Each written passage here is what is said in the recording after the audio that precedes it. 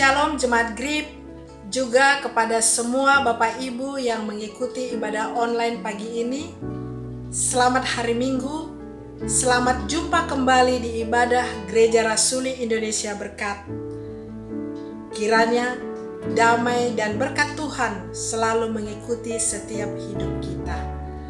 Pagi ini firman Tuhan disampaikan oleh Wakil Gembala Pendeta Yosua Jab. Mari Bapak Ibu kita mempersiapkan hati dan pikiran kita. Kita tunduk kepala, kita berdoa. Tuhan Yesus, pagi ini kami umat-Mu datang kepadamu. Kami bersyukur, berterima kasih atas rahmat dan kasih-Mu kepada kami. Terima kasih, kami mengucap syukur di tengah-tengah sulitnya kehidupan yang kami jalani. Kami percaya Tuhanlah yang memampukan dan memberkati kami. Ajar kami Tuhan untuk selalu melakukan kehendak-Mu. Beri kami hati yang sungguh-sungguh selalu memuliakan nama Tuhan. Pagi ini kami berkumpul dalam ibadah online. Berkati kami umat-Mu dan seluruh gereja Tuhan. Berkati gereja kami, GRI Berkat, dalam segala pergumulan gereja kami. Berkati gembala sidang kami, Pendeta Renaldo Panggabean. Berkati juga hamba-Mu Pendeta Yosua Jab yang menyampaikan kebenaran firman Tuhan. Dan juga seluruh penata layan yang bertugas. Tuhan, Engkau memberkati mereka. Terpujilah Engkau Bapa. Kami berdoa buat yang sakit, Tuhan pulihkan dan sembuhkan. Berdoa buat yang susah, berbeban berat, Tuhan menolong mereka. Berdoa buat yang terikat kuasa kegelapan roh jahat, lepaskan mereka dalam nama Tuhan Yesus Kristus. Ampuni kami Tuhan atas pelanggaran dan dosa-dosa kami. Darah-Mu yang menyucikan hati, pikiran dan seluruh hidup kami. Kami percaya Tuhan, Engkaulah Bapa kami yang penuh kasih. Inilah doa dan ucapan syukur kami Tuhan. Pimpin dan berkati ibadah kami dari awal sampai selesai. Di dalam nama Tuhan Yesus kami berdoa dan mengucap syukur. Haleluya. Amin.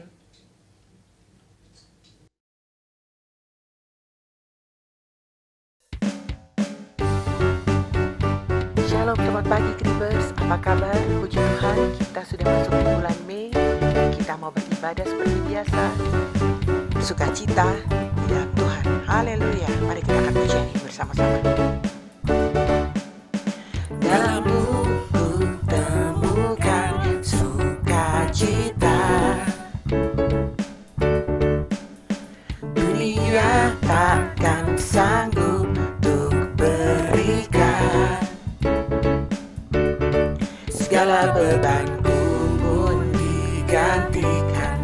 Selamatku ada di dalam-Mu. Kaulah sukacita, pengharapan dan kehidupan. Kau beri kekuatan. Haleluya, bersukacita selamanya. Haleluya.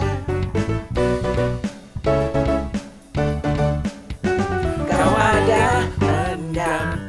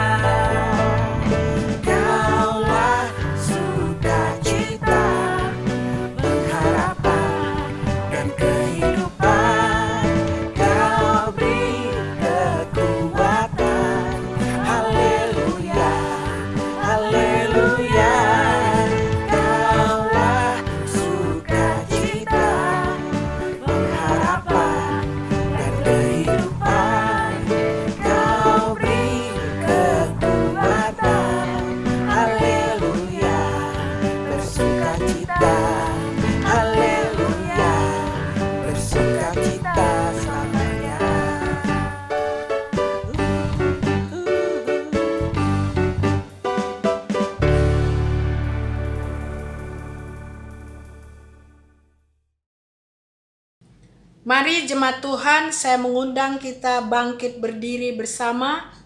Kita membaca ayat bertanggapan dari Mazmur 97 ayat 6 sampai 12. Langit memberitakan keadilannya dan segala bangsa melihat kemuliaannya. Semua orang yang beribadah kepada patung akan mendapat malu. Orang yang memegahkan diri karena berhala-berhala, segala Allah sujud menyembah kepadanya. Sion mendengarnya dan bersukacita. Putri-putri Yehuda bersorak-sorak oleh karena penghukuman-Mu, ya Tuhan. Sebab Engkaulah, ya Tuhan, yang maha tinggi di atas seluruh bumi. Engkau sangat dimuliakan di atas segala Allah. Hai orang-orang yang mengasihi Tuhan, bencilah kejahatan. Dia yang memelihara nyawa orang-orang yang dikasihinya akan melepaskan mereka dari tangan orang-orang fasik. Terang sudah terbit bagi orang benar, dan sukacita bagi orang-orang yang tulus hati. Bersukacitalah karena Tuhan, hai orang-orang benar, dan nyanyikanlah syukur bagi namanya yang kudus. Amin. Silakan duduk kembali Bapak Ibu.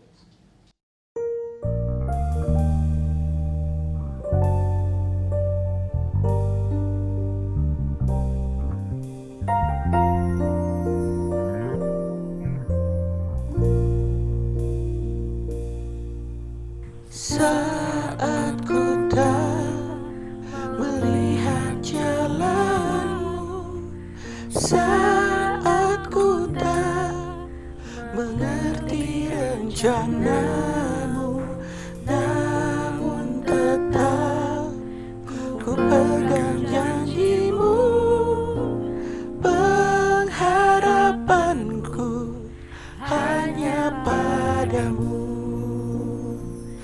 Hatiku percaya,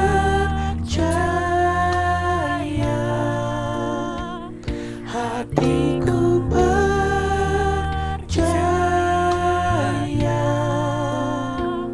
hatiku percaya, selalu ku percaya.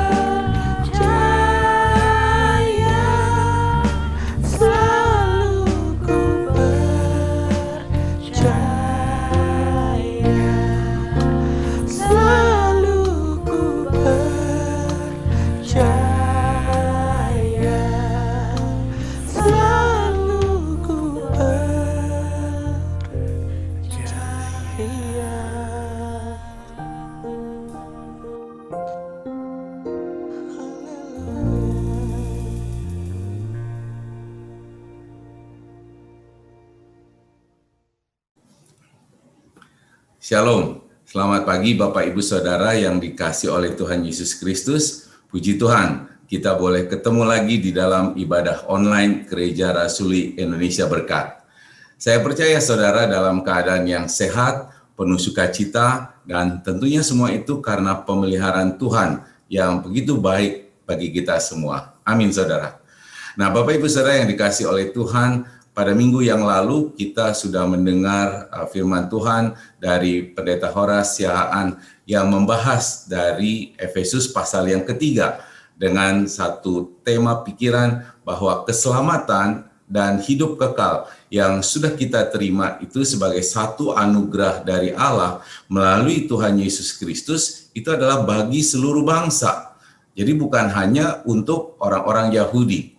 Nah, dengan demikian umat pilihan Allah itu bukan hanya orang Yahudi, tetapi juga orang-orang non-Yahudi.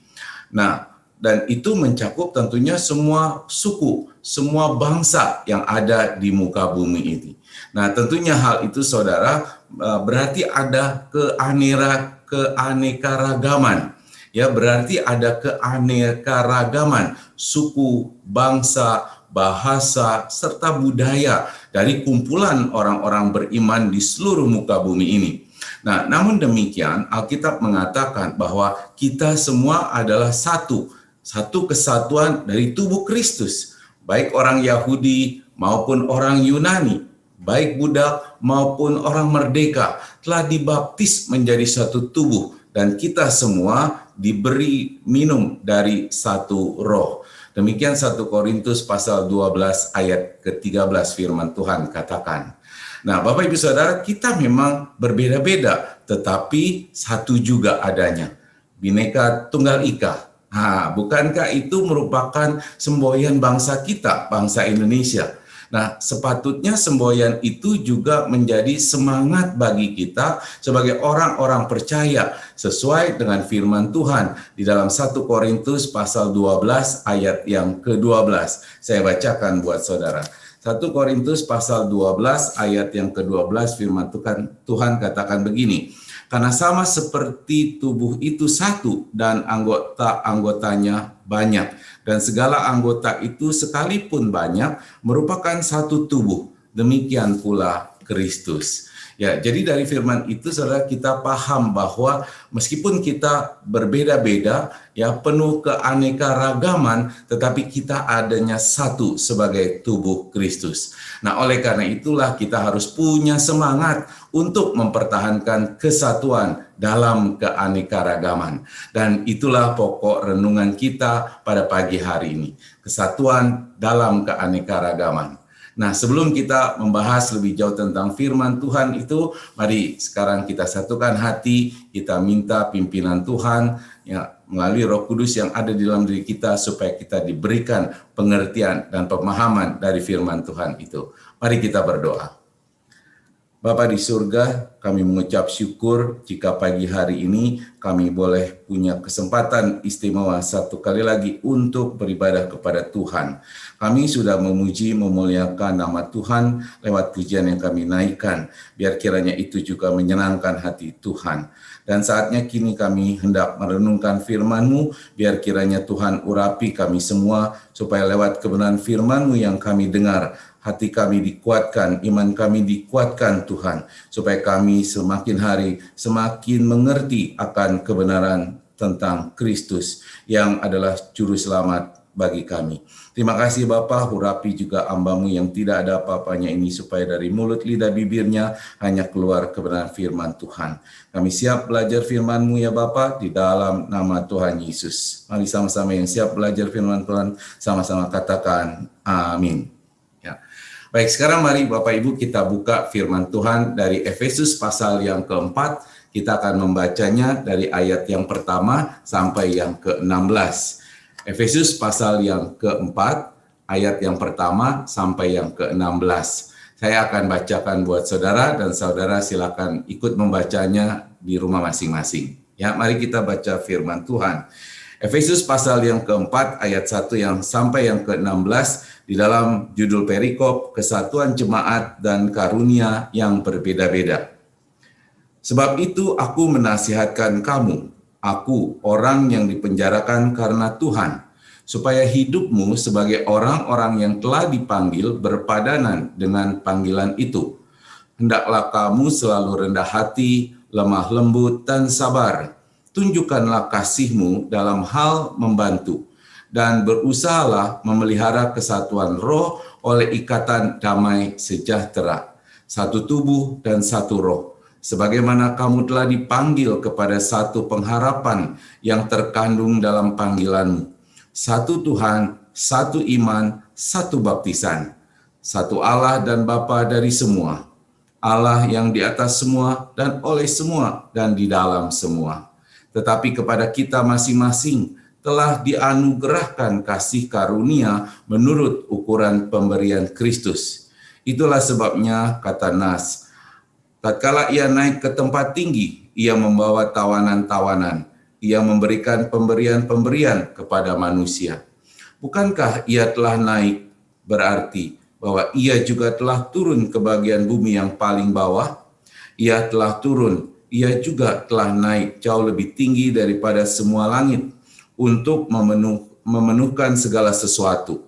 Dan ialah yang memberikan baik rasul-rasul maupun nabi-nabi, baik pemberita-pemberita Injil maupun gembala-gembala dan pengajar-pengajar, untuk memperlengkapi orang-orang kudus bagi pekerjaan pelayanan, bagi pembangunan tubuh Kristus, sampai kita semua telah mencapai kesatuan iman dan pengetahuan yang benar tentang anak Allah, kedewasaan penuh dan tingkat pertumbuhan yang sesuai dengan kepenuhan Kristus, sehingga kita bukan lagi anak-anak yang diombang-ambingkan oleh rupa-rupa angin pengajaran, oleh permainan palsu manusia dalam kelicikan mereka yang menyesatkan. Tetapi dengan teguh berpegang kepada kebenaran di dalam kasih kita, bertumbuh di dalam segala hal ke arah Dia, Kristus yang adalah kepala. Daripadanya lah seluruh tubuh yang rapi tersusun dan diikat menjadi satu oleh pelayanan semua bagiannya, sesuai dengan kadar pekerjaan tiap-tiap anggota, menerima pertumbuhannya dan membangun dirinya dalam kasih. Amin. Demikian jauh pembacaan firman Tuhan. Tuhan Yesus berkata, yang berbahagia ialah kita yang selalu mendengar firman Tuhan, merenungkannya siang malam, dan melakukannya di dalam kehidupan kita. Haleluya. Amin. Nah, jemaat Tuhan, tentu kita semua mengaminkan perintah Tuhan dari ayat yang kita baca tadi, bahwa kita harus berusaha untuk memelihara kesatuan. Namun seringkali pada kenyataannya umat Tuhan itu sulit sekali untuk bersatu dan mempertahankan kesatuan. Mungkin kita sudah sering mendengar adanya perselisihan pendapat, perselisihan pandangan, perselisihan kepentingan yang akhirnya memporak-porandakan kesatuan organisasi gereja, kesatuan organisasi di dunia sekuler, bahkan kesatuan organisasi sebuah keluarga. Nah, dari keseluruhan perikop yang kita baca tadi, saudara sekalian, Rasul Paulus mengungkapkan bahwa ada 3 bahaya yang perlu kita waspadai yang mengancam kesatuan gereja sebagai tubuh Kristus. Nah, bahaya ancaman yang pertama adalah sikap hidup yang tidak berpadanan sebagai orang-orang yang telah dipanggil. Nah, saya bacakan sekali lagi ayat yang pertama untuk saudara. Ya, sebab itu aku menasihatkan kamu, aku orang yang dipenjarakan karena Tuhan, supaya hidupmu sebagai orang-orang yang telah dipanggil berpadanan dengan panggilan itu. Sekali lagi saya ulang, supaya hidupmu sebagai orang-orang yang telah dipanggil berpadanan dengan panggilan itu. Nah, ayat ini saudara, di dalam firman Tuhan yang mudah dibaca, dikatakan bahwa aku menasihati kamu sekarang, supaya kamu hidup sebagai umat Allah harus hidup. Ya, sebagaimana umat Allah harus hidup. Jadi kita perlu menjalani kehidupan kita sebagaimana panggilan kita sebagai umat Allah. Nah, sikap hidup sebagai umat Allah seperti apa yang sepadan dengan panggilan kita sebenarnya? Dan itu dijelaskan oleh Rasul Paulus di ayat yang kedua. Saya baca buat saudara. Hendaklah kamu selalu rendah hati, lemah lembut, dan sabar. Tunjukkanlah di dalam hal saling membantu. Ya, tunjukkanlah kasih-Mu dalam hal saling membantu. Demikian kata Rasul Paulus, saudara. Jadi inilah sikap hidup yang harusnya menjadi sikap hidup kita yang sepadan dengan panggilan kita. Dan kita tahu, saudara, kalau bicara rendah hati, lawan katanya adalah tinggi hati atau sombong. Sementara lemah lembut itu yang artinya adalah ramah, ya, adalah lawannya itu adalah mudah marah, ya, atau tidak ramah, yang berkaitan juga dengan kata ketiga yaitu sabar, yang lawan katanya adalah tidak sabar. Nah, saudara, kesombongan, tidak ramah, dan sikap yang tidak sabar itu biasanya satu paket, ya. Nggak bisa lepas-lepas. Orang yang sombong pasti orangnya mudah marah. Orang yang mudah marah berarti itu karena dia punya sikap yang tidak sabar. Nah, sikap seperti itulah yang bisa membahayakan, menjadi ancaman terhadap satu kesatuan. Nah, biasanya ancaman kesatuan itu diawali karena adanya perbedaan pendapat, ya, atau perbedaan pandangan. Nah, jika ada dua pihak yang berselisih, saudara, misalnya berselisih paham, tentu kalau tidak dilakukan satu konsolidasi, kesamaan pemahaman, biasanya tuh makin tajam, ya, perselisihannya. Lama-lama bisa terjadi pertengkaran tuh, karena masing-masing mempertahankan pendapatnya sendiri, mempertahankan pandangannya sendiri. Dan kebanyakan orang-orang yang sombong itu tidak mau mengalah, ya, tidak ada kerendahan hati, yang akhirnya bisa saja itu menjadi suatu hal yang makin meruncing, makin tajam, dan akhirnya itulah yang mengakibatkan perpecahan.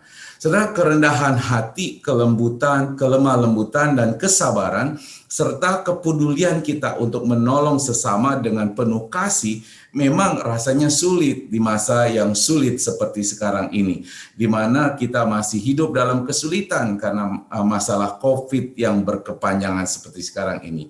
Ya, tentu kita sudah banyak juga mendengar khotbah-khotbah yang yang sama-sama saudara dengar, agar kita itu tidak boleh jadi sombong. Kita harus selalu rendah hati, ya kan? Ya, kita sering mendengar khotbah bahwa kita ini harus juga punya kesabaran, terutama di masa yang sulit. Kita juga harus punya sikap yang lemah lembut. Tetapi, ya, kita sama-sama tahu bahwa itu semua bukan sesuatu yang mudah. Itu semua sesuatu yang sulit, apalagi di tengah situasi tekanan ekonomi yang dialami oleh banyak orang.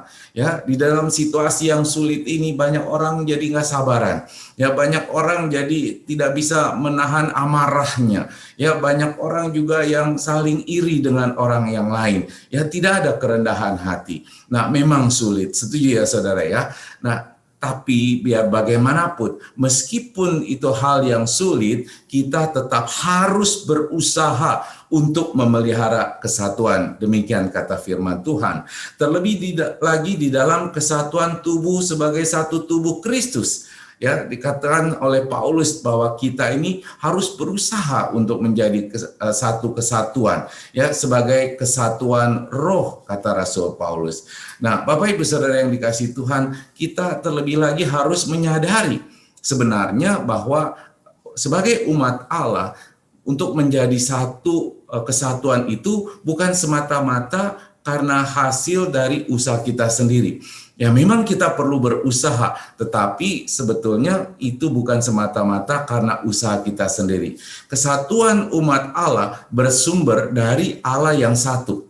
Artinya kesatuan itu sudah ada dan kita masing-masing bisa mengekspresikannya melalui apa yang namanya moralitas kesatuan. Moralitas kesatuan, ya, artinya kita harus selalu berupaya, ya, dengan sikap perilaku kita untuk menjaga kesatuan. Dan kesatuan umat Allah memang sudah ada, ya, karena hanya ada satu roh, dikatakan di ayat 4. Umat Allah sudah menjadi satu karena memiliki dan didiami oleh roh yang sama, yaitu roh Kristus. Roh itulah yang memampukan kita untuk menjadi rendah hati, lemah lembut, sabar, dan penuh kasih. Amin ya, saudara. Bapak Ibu Saudara yang dikasihi oleh Tuhan, umat Allah itu sudah menyatu karena memang memiliki satu pengharapan yang sama, Ya, tadi kita sudah baca di ayat 4. Ya, dan dikatakan lagi bahwa kita itu satu iman dan satu baptisan yang bersumber dari satu Tuhan yang sama. Ya, satu Allah, Bapa dari semua. Allah yang di atas semua dikatakan firman Tuhan. Dan oleh semua, ya, serta di dalam semuanya.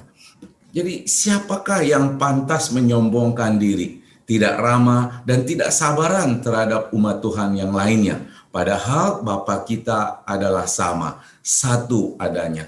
Nah, oleh karena itu, mari kita baca dari Kolose pasal yang ketiga ayat ke-12 sampai yang ke-14 sebagai pesan penting dari firman Tuhan untuk kita menjaga kesatuan. Karena itu, sebagai orang-orang pilihan Allah yang dikuduskan dan dikasihinya, kenakanlah belas kasihan, kemurahan, kerendahan hati, kelemah lembutan, dan kesabaran.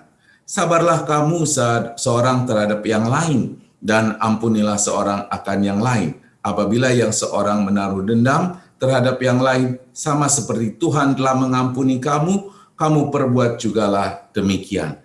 Dan di atas semuanya itu, kenakanlah kasih sebagai pengikat yang mempersatukan dan menyempurnakan. Jadi, maukah saudara berusaha memelihara kesatuan dalam keanekaragaman pendapat dan pandangan antar sesama umat Tuhan, dan juga kesatuan keluarga dengan memelihara kasih Kristus yang dianugerahkan kepada kita?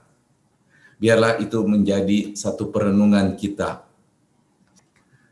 Nah, ancaman bahaya yang kedua, saudara, adalah kasih karunia yang berbeda-beda menurut ukuran pemberian Kristus. Di ayat ke-7, ya saya mau baca lagi buat saudara, di ayat ke-7 firman Tuhan katakan begini, tetapi kepada kita masing-masing telah dianugerahkan kasih karunia menurut ukuran pemberian Kristus. Jadi dengan jelas dikatakan kepada kita bahwa kita masing-masing itu telah dianugerahkan kasih karunia yang berbeda-beda menurut ukuran pemberian Kristus.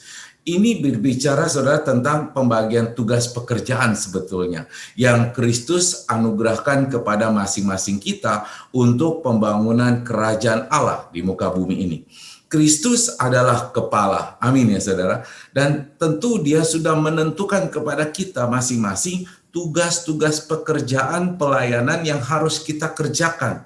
Di mana melalui tugas-tugas itulah kita mengambil peran dalam pembangunan tubuh Kristus, dalam menghadirkan kerajaan Allah di muka bumi ini. Dan tentunya karunia yang diberikan kepada kita itu berbeda-beda, saudara. Ya, tidak bisa sama semuanya. Dari ayat 11 kita kenal ya, ada 5 karunia jawatan yang dianugerahkan Allah kepada orang-orang kudus untuk diperlengkapi bagi pekerjaan pelayanan dalam pembangunan tubuh Kristus. Saya bacakan buat saudara. Di ayat yang ke-11 firman Tuhan katakan, dan ialah yang memberikan baik rasul-rasul maupun nabi-nabi, baik pemberita-pemberita Injil maupun gembala-gembala dan pengajar-pengajar untuk memperlengkapi orang-orang kudus bagi pekerjaan pelayanan, yaitu bagi pembangunan tubuh Kristus. Jadi dari firman Tuhan di ayat ke-11 ini kita tahu saudara bahwa ada karunia anugerah yang Tuhan berikan. Karunia 5 jawatan disebutnya di dalam ilmu teologi. Ya, karunia 5 jawatan. Yang pertama adalah karunia sebagai rasul, sebagai nabi, sebagai penginjil, sebagai gembala, ataupun sebagai pengajar. Nah, tentu kita tahu bahwa sebagai umat Tuhan tidak semuanya menjadi rasul, tidak semuanya punya karunia sebagai seorang nabi, ya tidak semua menjadi seorang penginjil atau gembala atau pengajar. Tentu ada karunia yang berbeda-beda yang Tuhan berikan kepada kita untuk masing-masing melakukan pekerjaan pelayanan sebagaimana yang Tuhan rencanakan. Nah, tapi seringkali saudara, keanekaragaman karunia jawatan itu justru seringkali menjadi ancaman bahaya bagi kesatuan umat Tuhan. Ya, kenapa? Karena seringkali orang sulit menerima karunia yang diperoleh oleh orang lain. Sementara dia mengagungkan karunia yang Tuhan berikan kepada dia. Nah, di situ nampak bahwa banyak orang tidak punya kerendahan hati untuk menghargai karunia orang lain, dan dia justru merasa iri dengan orang lain, atau justru sebaliknya dia bisa merendahkan karunia orang lain. Nah, saudara, ini kita baru bicara 5 karunia jawatan. Kita belum lagi membahas tentang yang namanya karunia roh. Nah, apa saja karunia Roh Kudus? Saya ingin ajak saudara baca lagi ya, 1 Korintus pasal ke-12 ayat 8 sampai ke-11. Kita baca 1 Korintus pasal 12 ayat 8 sampai 11. Firman Tuhan katakan begini.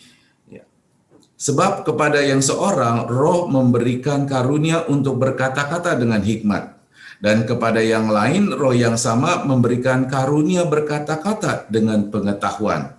Kepada yang seorang roh yang sama memberikan iman, dan kepada yang lain ia memberikan karunia untuk menyembuhkan.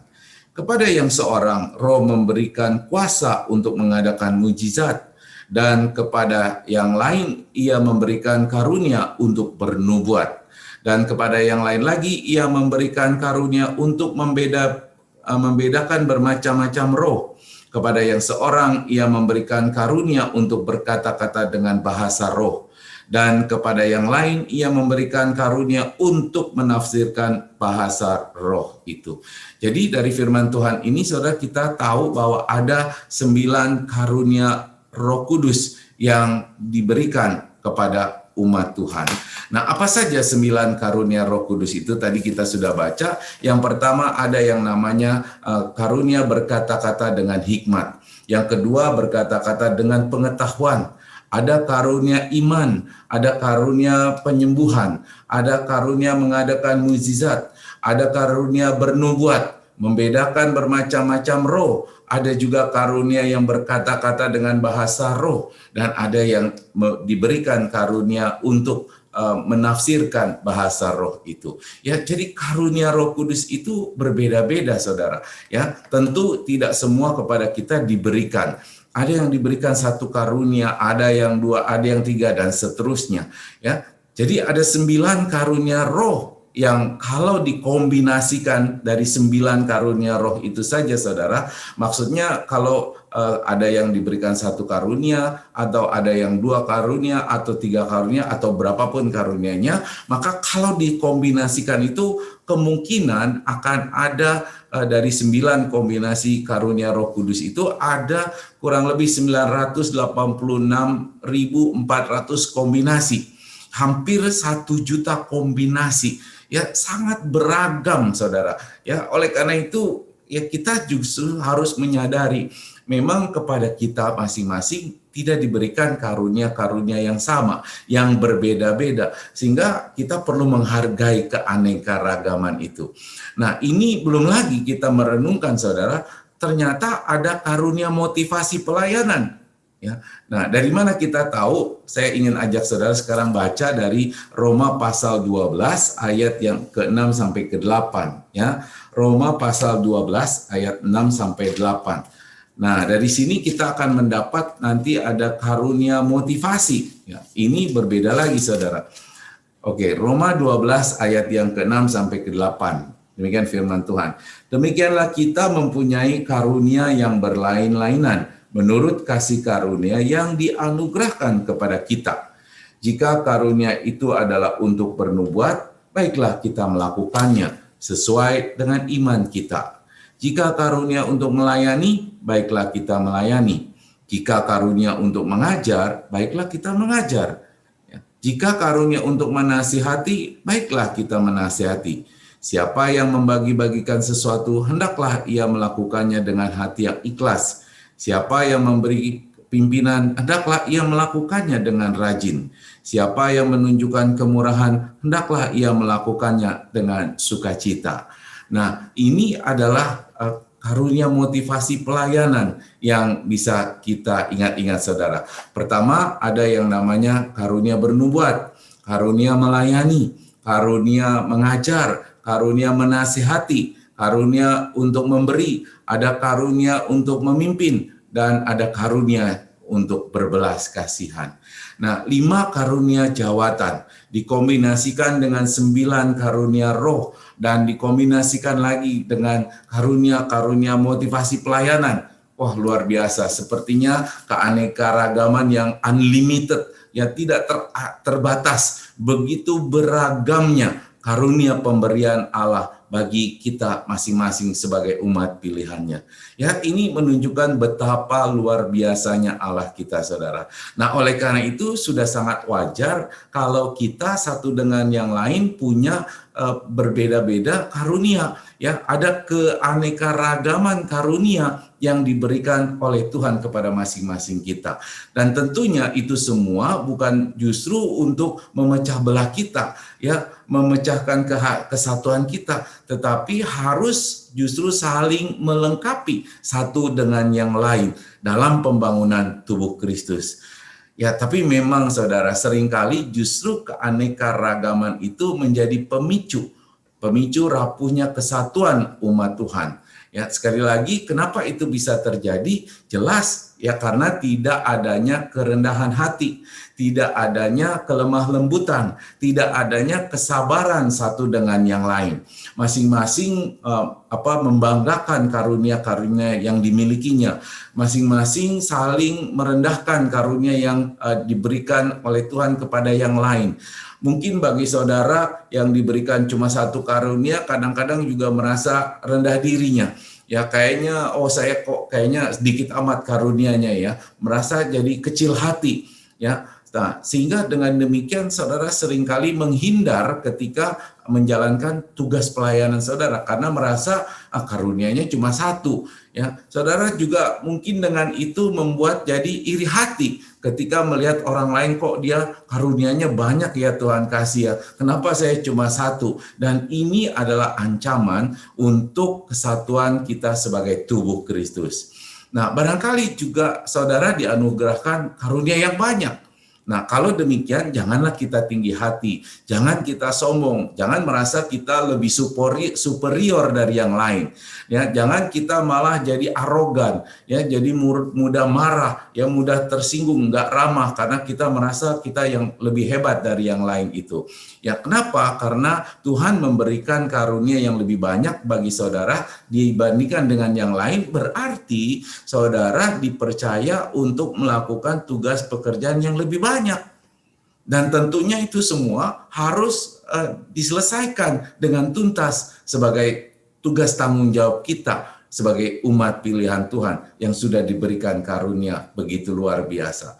Nah, oleh karena itu saudara, Roma pasal 12 ayat keempat mengatakan, sama seperti tubuh yang mempunyai banyak anggota, tetapi tidak semua anggota itu mempunyai tugas yang sama. Jadi artinya apa? Ya, kalau kita diberikan karunia yang banyak, ya berarti kita harus punya tugas tanggung jawab yang lebih banyak. Kalau karunia itu berbeda, ya karena memang tugas tanggung jawabnya ya berbeda, ya tidak bisa sama. Ya begitulah keanekaragaman karunia-karunia yang Tuhan anugerahkan bagi kita semua. Amin, saudara. Nah, jadi kalau demikian, kalau ada saudara kita yang mungkin hanya diberikan satu karunia oleh Tuhan, maka kita yang memiliki banyak karunia juga punya kewajiban untuk apa? Menunjukkan kasih kita kepada mereka dengan membantu mereka, menolong mereka, menguatkan mereka, bahkan kalau perlu membantu mereka untuk mengembangkan karunia yang Tuhan berikan itu untuk pekerjaan pelayanan dalam pembangunan tubuh Kristus, bukan malah kita merendahkannya. Nah, terimalah mereka itu seperti apa adanya dengan segala keterbatasan karunia yang dimilikinya. Nah, sikap ini Bapak Ibu Saudara yang dikasihi oleh Tuhan juga harus kita lakukan kepada anggota keluarga kita. Ya, jika pasangan kita atau anak kita atau orang tua kita atau mertua kita tidak banyak diberikan karunia-karunia, cobalah mengerti dan menerima mereka apa adanya dengan dasar kasih Allah. Jangan kita memaksakan pasangan kita atau anak-anak kita atau orang tua kita atau adik-adik kita, kakak kita yang lain untuk sama seperti kita yang kebetulan diberikan karunia yang begitu banyak oleh Tuhan. Ya, kita perlu tetap menjadi rendah hati, saudara. Ya, menjadi lemah lembut dan bersabar dan menunjukkan kasih kita kepada mereka. Ya, nah sekarang pertanyaan yang berikutnya buat kita semua, maukah saudara memelihara kesatuan dalam keanekaragaman karunia dengan sesama umat Tuhan? Ya, dan juga kesatuan keluarga saudara perlu dipelihara dengan saling menghargai keanekaragaman karunia yang diberikan oleh Tuhan kepada masing-masing kita. Ancaman yang ketiga, pengajaran sesat dari kaum bidah. Itu pesan Rasul Paulus di dalam surat yang kita baca tadi. Saudara, kesatuan itu adalah kehendak Tuhan. Sudah pasti. Perpecahan itu adalah kehendak setan. Nah, itu hal yang perlu kita ingat, saudara. Dan iblis bekerja begitu luar biasa hari-hari ini untuk mengacaukan pikiran-pikiran manusia, terutama mereka yang tidak mendapatkan pengetahuan dan pemahaman yang benar tentang Alkitab. Sehingga banyak orang mengajarkan hal-hal yang tidak sesuai, yang menyimpang, yang bertentangan dengan firman Tuhan. Nah, orang-orang itu, saudara, mempertahankan tampilan kekristenannya, tetapi ajarannya itu bertentangan dengan intisari ajaran Kristen. Mereka lah yang dimaksud oleh Rasul Paulus sebagai kaum yang mengajarkan rupa-rupa pengajaran oleh permainan palsu manusia dalam kelicikan mereka yang menyesatkan itu. Mereka itu biasanya disebut dengan kaum bidah, dan mereka inilah yang harus kita waspadai, saudara, sebagai satu ancaman bahaya dari kesatuan umat Tuhan. Nah, saya ingat almarhum Bapak Gembala Gereja Rasul Indonesia Berkat, Pendeta Andi Panggabean pernah sharing dengan saya. Sekitar tahun 2014 atau 2015 gitulah, saya sudah lupa. Ya, tetapi waktu itu saya ingat apa perkataan beliau mengatakan begini. Dia sharing dengan saya bahwa pada saat itu pernah terjadi satu anggota jemaatnya yang terkena pengaruh dari pengajaran hyper grace.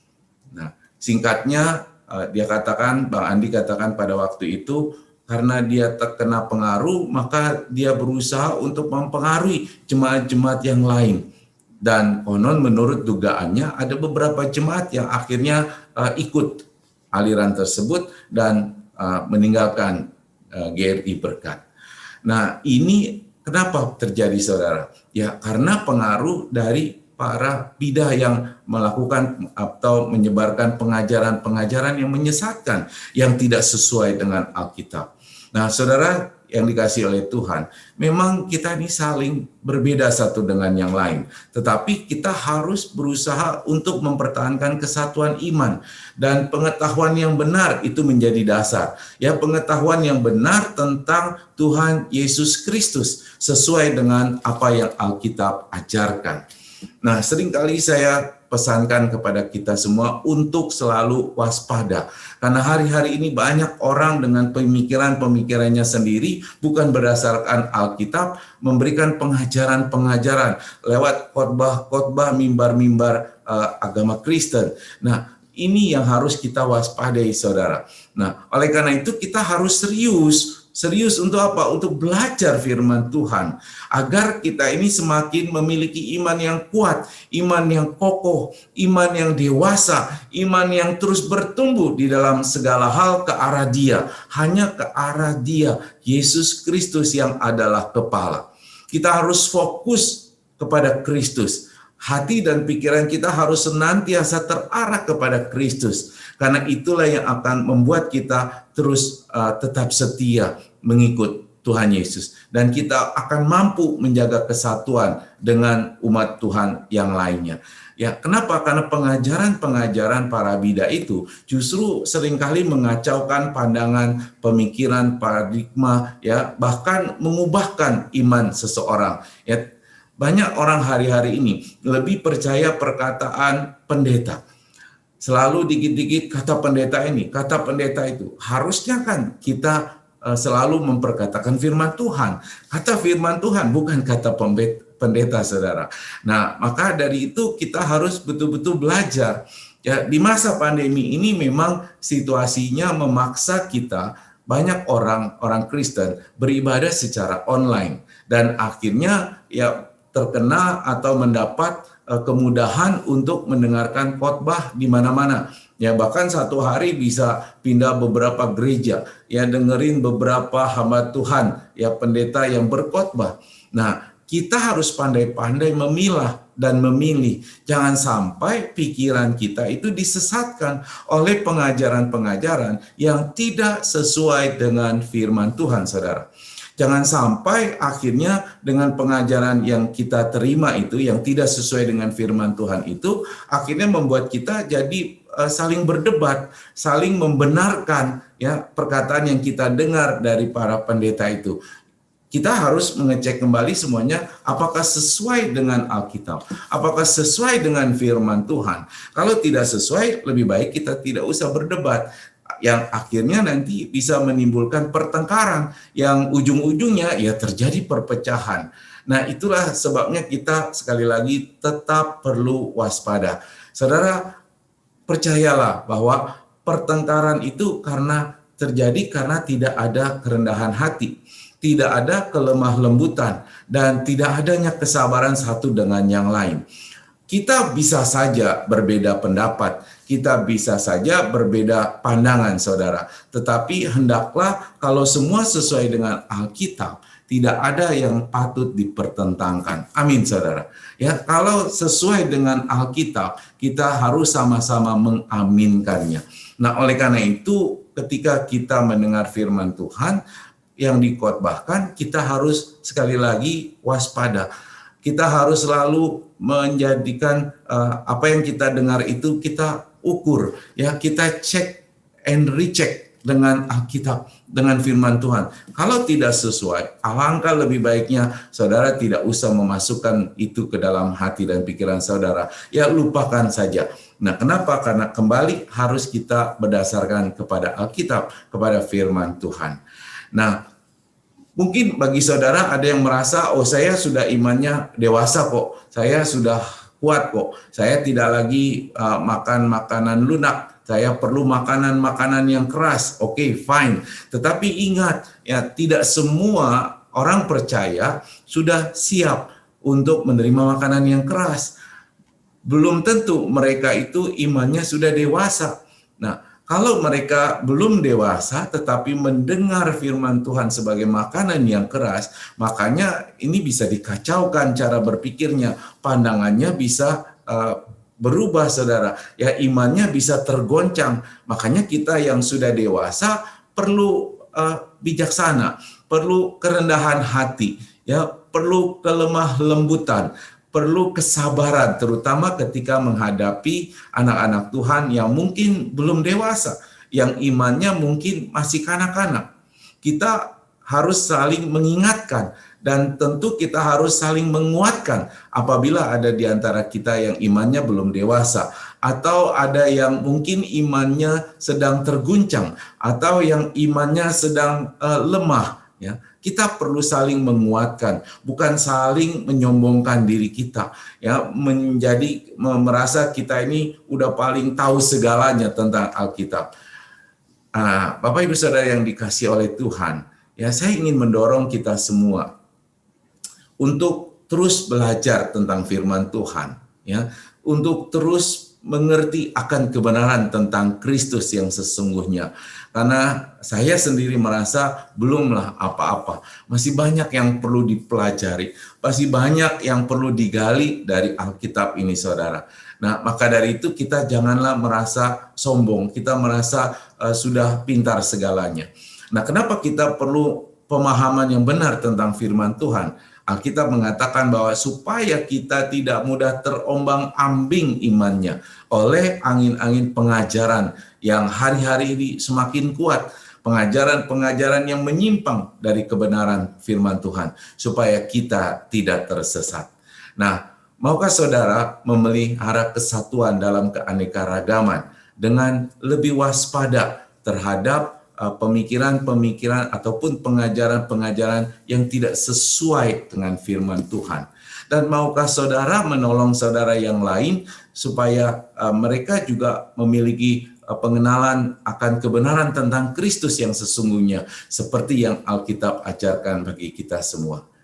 Ya, nah Bapak Ibu Saudara, akhirnya hendaklah kita memelihara kesatuan dalam keanekaragaman sebagai umat pilihan Tuhan dengan penebusan Tuhan Yesus Kristus di atas kayu salib. Dengan apa? Memelihara sikap hidup yang sepadan dengan panggilan kita, yaitu selalu rendah hati, lemah lembut, sabar, dan saling membantu dengan penuh kasih. Kemudian menyadari bahwa kita masing-masing diberikan karunia yang berbeda-beda sesuai dengan tugas dan tanggung jawab dalam pekerjaan pelayanan yang Tuhan berikan bagi kita untuk pembangunan tubuh Kristus. Dan yang ketiga, kita berpegang teguh kepada kebenaran dan pengenalan akan Kristus yang adalah juru selamat kita, yang daripadanya lah seluruh tubuh yang rapi tersusun dan diikat menjadi satu oleh pelayanan bagi semua bagiannya, sesuai dengan kadar pekerjaan tiap-tiap anggota menurut pertumbuhan dan membangun dirinya di dalam kasih. Bhinneka Tunggal Ika, berbeda-beda tetap satu juga adanya. Satu tubuh, satu roh, satu pengharapan, satu Tuhan, satu iman, satu baptisan, satu Allah dan Bapa dari semua. Allah yang di atas semua dan oleh semua dan di dalam semua. Terus bertumbuh dalam iman kepada Tuhan Yesus Kristus, saudara. Tuhan memberkati. Amin. Mari kita berdoa. Bapa di surga, terima kasih untuk firman-Mu yang singkat dan sederhana yang boleh kami dengar dan kami renungkan pada pagi hari ini. Sebagaimana firman Tuhan yang mengingatkan kami untuk kami senantiasa berusaha menjaga kesatuan di tengah-tengah keanekaragaman kami sebagai umat Tuhan. Beraneka ragam karunia yang Tuhan berikan bagi kami, justru itulah yang akan membuat kami saling bersatu untuk saling melengkapi, bukan untuk saling menjatuhkan satu dengan yang lain. Oleh karena itu Tuhan berikan kami senantiasa kerendahan hati, hati yang penuh kelemah lembutan dan juga kesabaran, serta kasih untuk saling menolong satu dengan yang lain, sesuai dengan yang firman Tuhan katakan bagi kami pagi hari ini. Terima kasih ya Bapa, hamba-Mu sudah selesai berbicara, tapi biarlah Roh Kudus yang terus memeteraikan firman-Mu yang kami dengar dalam hati dan pikiran kami, yang terus mengubahkan kami, perilaku kami, karakter kami, iman kami dikuatkan, sehingga kami semakin hari semakin penuh kesatuan satu dengan yang lain. Terus mempertahankan kesatuan dalam keanekaragaman untuk pembangunan tubuh Kristus, menghadirkan kerajaan Allah di muka bumi ini. Terima kasih ya Bapa untuk firman-Mu hari ini. Di dalam nama Tuhan Yesus kami berdoa dan mengucap syukur. Haleluya. Amin. Terima kasih kami ucapkan kepada Pendeta Yosua Jab yang sudah menyampaikan kebenaran firman Tuhan kepada kami. Kami sangat diberkati. Atas nama gereja dan gembala sidang, kami mengucapkan sekali lagi terima kasih Pak. Tuhan Yesus memberkati pelayanan dan keluarga. Saya mengundang jemaat Tuhan untuk bangkit berdiri. Bersama umat Tuhan, kita akan mengikrarkan pengakuan iman rasuli. Aku percaya kepada Allah, Bapa yang Maha Kuasa, Khalik langit dan bumi, dan kepada Yesus Kristus anaknya yang tunggal Tuhan kita, yang dikandung daripada Roh Kudus, lahir dari anak darah Maria, yang menderita sengsara di bawah pemerintahan Pontius Pilatus, disalibkan, mati dan dikuburkan, turun ke dalam kerajaan maut. Pada hari yang ketiga, bangkit pula dari antara orang mati, naik ke surga, duduk di sebelah kanan Allah, Bapa yang Maha Kuasa, dan akan datang dari sana untuk menghakimi orang yang hidup dan yang mati. Aku percaya kepada Roh Kudus, gereja yang kudus dan am, persekutuan orang kudus, pengampunan dosa, kebangkitan orang mati, dan hidup yang kekal. Amin. Jemaat Tuhan dipersilahkan duduk kembali. Bapak Ibu, mari kita memberi persembahan kepada Tuhan melalui gereja kita. Berilah persembahanmu, persembahan kolekte, persembahan ucapan syukur, persepuluhan, juga persembahan pemeliharaan rumah Bapa. Silahkan mentransfer ke nomor rekening gereja yang tertera di layar. Dan juga Bapak Ibu bisa membaca warta gereja agar mengetahui kegiatan gereja sepekan ini. Selamat memberi, Tuhan Yesus memberkati.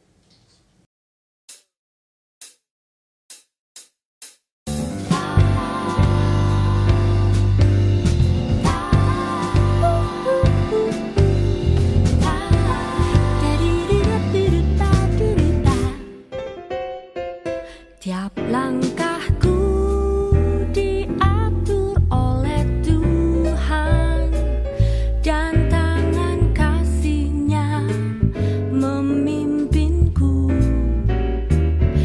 Di tengah gelombang dunia menakutkan, hatiku tetap tenang teduh.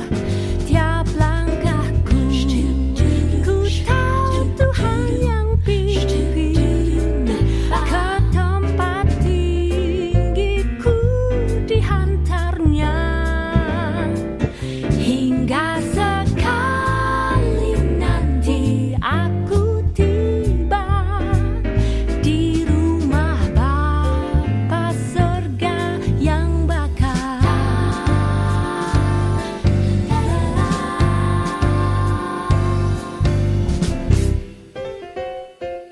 Di dalam Tuhan saja harapanku, sebab di tangan-Nya sejahtera, dipegangnya kunci kota Allahku, negeri perjanjian mulia. Tiap langkahku aku tahu Tuhan yang pimpin ke tempat tinggiku dihantarnya, hingga sekali nanti aku tiba di rumah Bapa surga yang bakal.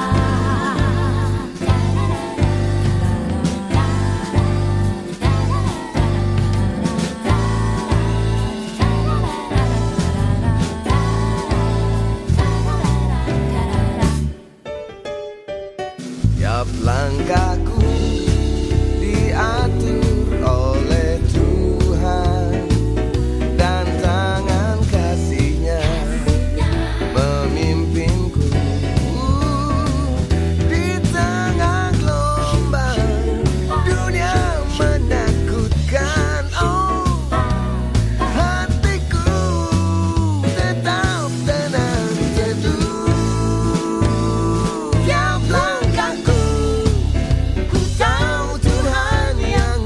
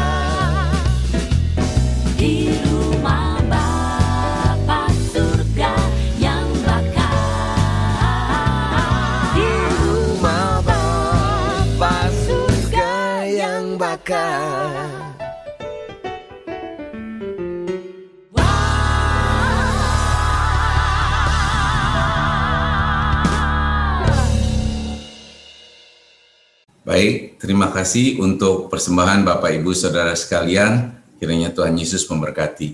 Dan terima kasih juga bagi Bapak Ibu Saudara yang masih aktif untuk memberikan persembahan melalui program celengan. Jangan lupa ya.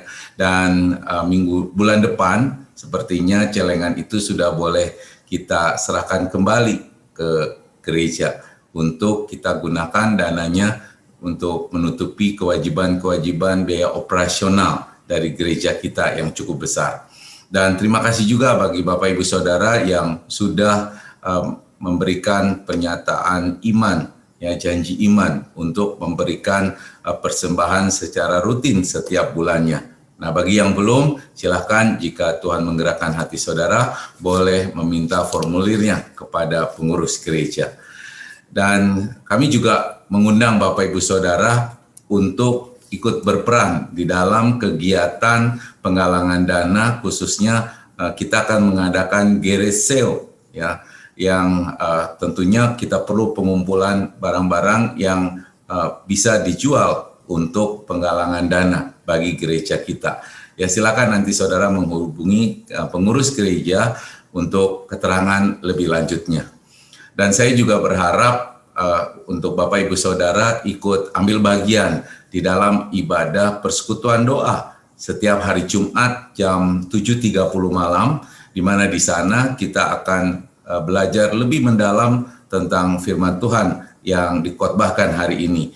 Dan tentunya itu akan menguatkan kita, menguatkan iman kita supaya tidak mudah terombang-ambing oleh angin pengajaran yang makin bisa menyesatkan kita sebagai umat Tuhan dan bisa mengancam kesatuan kita sebagai tubuh Kristus. Nah, oleh karena itu saya mengundang Bapak Ibu Saudara untuk ikut di dalam persekutuan doa pada hari Jumat, ya, ibadah doa bersama pada hari Jumat, setiap hari Jumat, ya.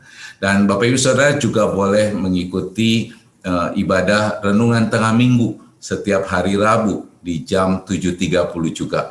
Ya, di sana kita akan lebih santai untuk membahas firman Tuhan, ya, pengajaran-pengajaran dari firman Tuhan. Nah, baik, sebelum kita mengakhiri ibadah kita pagi hari ini dan menerima doa berkat, mari kita tundukkan kepala, sekali lagi kita satukan hati, kita mau naikkan doa-doa syafaat kita pagi hari ini. Mari kita berdoa. Bapa di surga, kami kembali datang kepada Tuhan, kami mengucap syukur buat ibadah kami pagi hari ini. Buat firman-Mu khususnya yang sudah mengingatkan kami, menegur kami, dan menguatkan kami. Untuk kami senantiasa memelihara kesatuan di dalam keanekaragaman umat Tuhan. Tapi kami adalah satu adanya di dalam tubuh Kristus. Oleh karena itu terima kasih buat firman-Mu ya Bapa, dan saat ini kami mau berdoa buat pemerintah kami Indonesia, khususnya Bapak Presiden Joko Widodo yang hari-hari ini begitu banyak menghadapi persoalan-persoalan bangsa dan negara kami, mulai dari persoalan pandemi COVID-19 yang belum juga tuntas sampai hari ini, juga termasuk masalah-masalah terorisme yang muncul terutama di daerah Poso Tuhan, dan juga isu-isu miring yang mendiskreditkan Bapak Jokowi. Biar kiranya Tuhan memberikan kekuatan kepadanya supaya dia terus berjuang, terus berusaha bersama dengan seluruh aparat pemerintah sampai ke tingkat-tingkat desa, tidak terpengaruh dengan situasi yang ada, tetapi terus berusaha mempunyai kekuatan untuk menangani setiap persoalan permasalahan yang ada, terutama untuk masalah COVID-19 ini Tuhan, supaya bangsa dan negara kami segera boleh terbebas dari virus corona. Dan kiranya Tuhan memberkati segala usaha, terutama untuk penyelenggaraan vaksinasi yang sudah berjalan dan terus akan berjalan. Biar kiranya Tuhan memberkati supaya semuanya boleh berlangsung dengan baik, dan pada waktunya bangsa kami boleh terbebas dari COVID-19. Terima kasih yang Bapa, dan kami juga berdoa untuk semua tenaga medis yang terlibat di dalam memerangi pandemi COVID-19 ini, maupun juga untuk pelaksanaan vaksin virus corona. Biar kiranya Tuhan yang memampukan mereka dan memberikan kekuatan kepada mereka supaya mereka terus punya semangat berjuang memerangi virus corona ini Bapa sampai tuntas adanya. Terima kasih Tuhan, kami juga berdoa buat jemaat-jemaat Tuhan yang mungkin dalam keadaan sakit saat ini, kelemahan tubuhnya atau juga yang menghadapi banyak masalah. Kiranya Tuhan berkenan untuk melawat mereka satu persatu. Tuhan berikan kekuatan iman bagi mereka yang lemah. Tuhan berikan jalan keluar di dalam nama Tuhan Yesus bagi mereka yang punya banyak masalah dalam kehidupannya. Dan Tuhan juga memberikan kesembuhan dengan memberkati obat-obatan yang mereka konsumsi bagi yang sedang sakit. Juga para pihak yang ikut berperan untuk merawat mereka Tuhan. Kiranya Tuhan memberkati dan sesuai dengan waktu kehendak Tuhan, kiranya Tuhan memberikan kesembuhan bagi mereka di dalam nama Tuhan Yesus. Terima kasih ya Bapak, kami lebih khusus lagi mau berdoa buat setiap jemaat kami, baik yang hadir saat ini maupun yang belum berkesempatan hadir. Kiranya Tuhan terus menguatkan iman mereka. Tuhan yang mengingatkan mereka ketika mereka terkena angin-angin pengajaran yang tidak sesuai dengan firman Tuhan. Tuhan yang menegur mereka supaya kembali mereka boleh fokus kepada Tuhan saja. Mereka boleh di dalam kehidupannya hanya mendengar kebenaran-kebenaran firman Tuhan saja, kebenaran tentang Kristus Tuhan yang sesungguhnya, bukan pengajaran-pengajaran dari pemikiran-pemikiran manusia yang akan menyesatkan mereka. Terima kasih ya Bapak, dan kami juga berdoa khususnya untuk tragedi Poso yang terjadi 10 Mei yang lalu. Kiranya Tuhan menguatkan keluarga para korban, dan biarlah kiranya aparat pemerintah yang ditugaskan boleh mengusut tuntas perkara ini dan menyelesaikannya dengan baik, dan meredam juga mungkin amarah yang timbul dari sebagian masyarakat di sana sehingga tidak lagi terjadi kerusuhan seperti beberapa tahun yang lalu. Terima kasih ya Bapak, kami sungguh berharap akan pertolongan Tuhan atas tragedi yang terjadi ini. Kami juga mau bersyukur untuk gereja kami yang baru saja merayakan ulang tahun yang ke-25. Kami mengucap syukur Tuhan sudah menyertai selama 25 tahun dan memakai Gereja Rasuli Indonesia Berkat untuk menjadi berkat bagi anak-anak Tuhan. Dan kiranya di tahun-tahun yang akan datang Tuhan terus memberkati setiap pengurus yang ada, majelis maupun para gembala yang Tuhan percayakan untuk menggembalakan jemaat Tuhan di GRI Berkat ini, supaya kami semua boleh bersatu hati untuk terus membangun gereja kami Tuhan, untuk memperluas kerajaan Tuhan di muka bumi ini, terus untuk memberitakan Injil Tuhan kepada orang-orang di sekeliling kami.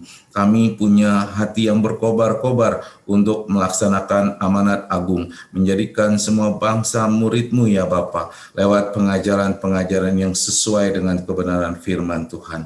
Terima kasih ya Bapak, kami juga berdoa buat Bapak Gembala, Pendeta Renaldo Panggabean, kiranya Tuhan memberkati pelayanannya, berkati studinya Tuhan, supaya juga boleh berjalan dengan baik, dan Tuhan pakai dia lebih dahsyat lagi untuk kemuliaan nama Tuhan. Berkati istri dan anak-anak supaya mereka semua dalam keadaan yang sehat, penuh sukacita, dan penuh kasih karunia dari Tuhan. Berkati juga Wakil Gembala kami, Bapak Pendeta Horasiaan, berkati pelayanannya Tuhan, supaya dia juga boleh memuliakan nama Tuhan di dalam setiap pelayanan yang dikerjakannya. Berkati juga istri dan kedua anaknya, cukupkan kebutuhan mereka Tuhan, dan pelihara mereka dalam kesehatan dan sukacita dengan kasih karunia yang dari Tuhan saja.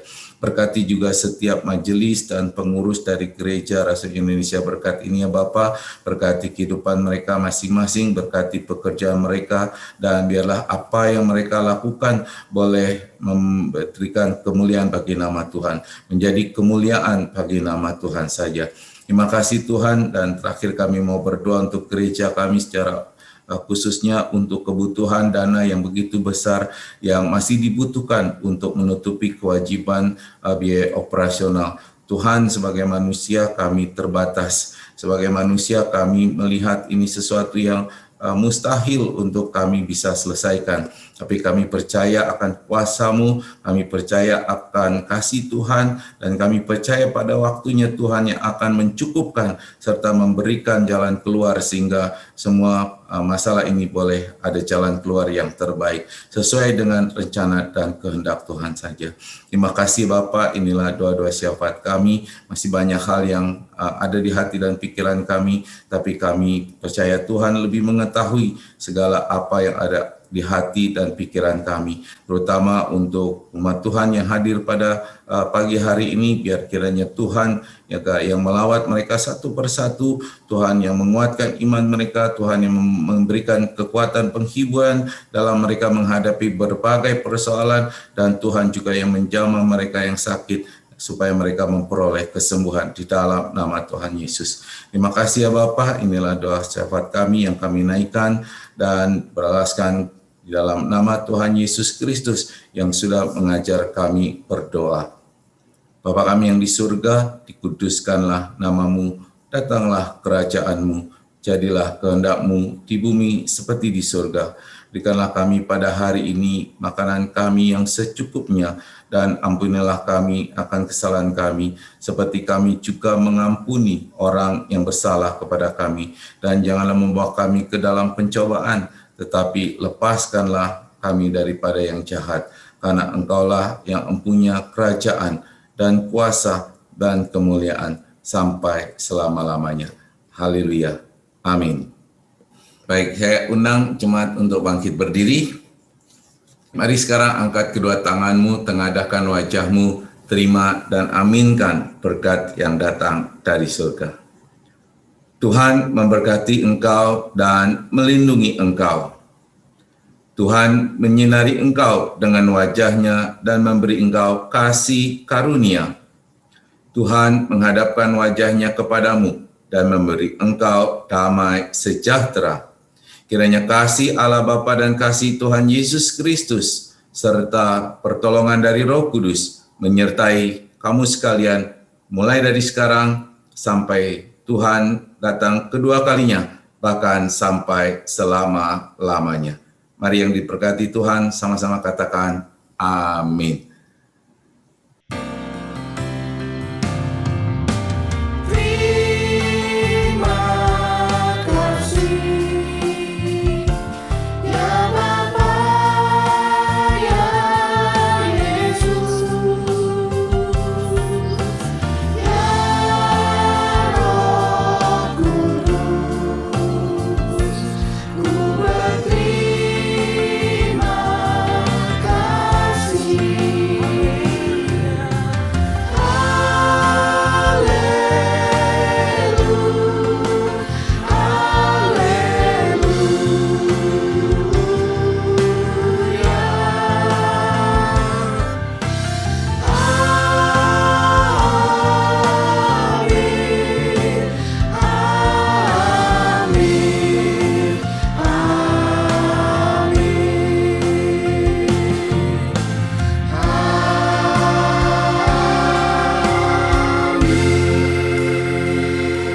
Selamat hari Minggu saudara, Tuhan Yesus memberkati.